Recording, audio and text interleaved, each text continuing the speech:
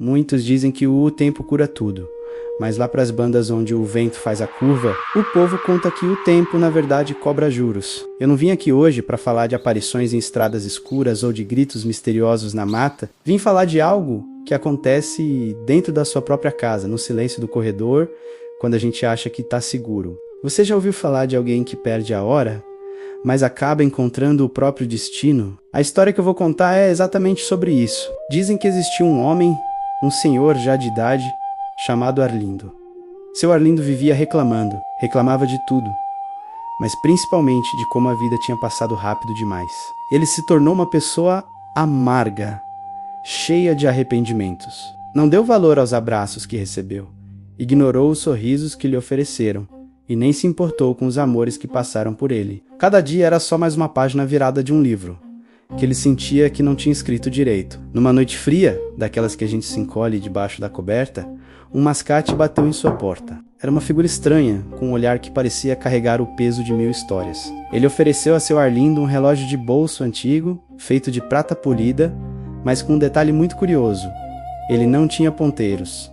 "Pra que eu quero isso?" Arlindo perguntou, com seu jeito ríspido de sempre. O mascate, com um sorriso enigmático, respondeu: "Para quem quer recuperar o tempo, os ponteiros só servem para atrapalhar." A frase ficou ecoando na cabeça de Arlindo. Movido por um impulso que nem ele entendia, comprou o objeto. Naquela mesma noite, com um relógio sem ponteiros na mesa de cabeceira, algo estranho começou a acontecer. Ele começou a ouvir vozes, mas não eram fantasmas assustadores. Não eram sussurros do além. Eram as vozes da sua própria juventude. De repente, ele podia sentir o cheiro inconfundível do café que a mãe dele fazia nas manhãs de domingo. Ele sentiu de novo o calor da mão do primeiro rapaz que ele amou, aquele que ele abandonou por medo do que os outros iriam dizer. A risada dos amigos de infância, o gosto do primeiro beijo. Ele estava vivendo tudo de novo, exatamente como tinha acontecido. Era maravilhoso, era viciante. Mas ele não sabia que havia um preço a cada lembrança feliz que ele revivia. A cada momento do passado que ele resgatava, uma parte física dele sumia no presente. Foi sutil no começo. Primeiro, ele notou que as pontas dos dedos pareciam translúcidas.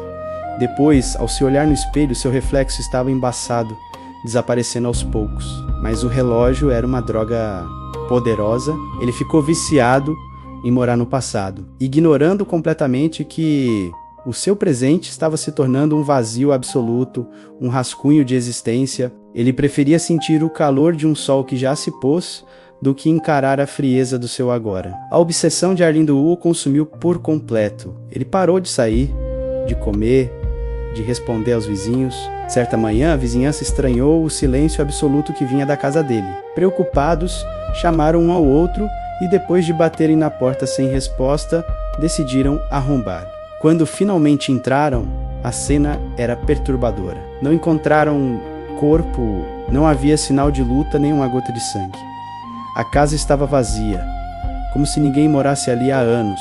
No chão do quarto, bem no meio do assoalho de madeira, estava apenas o relógio de prata. O vizinho mais corajoso se aproximou, pegou o objeto e, com um coração na mão, o abriu. Os ponteiros, que antes não existiam, haviam surgido, mas eles não eram feitos de metal, eram feitos de pequenos e delicados ossos humanos.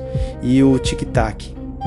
O som não era mecânico, era o som de um coração batendo desesperado, preso para sempre dentro do metal frio. Arlindo finalmente tinha todo o tempo do mundo, mas não tinha mais um mundo para viver. Essa história nos faz pensar, não é? Às vezes, a gente se prende tanto ao que passou, aos e si, que esquecemos de existir agora. O arrependimento pode ser uma prisão pior que qualquer outra.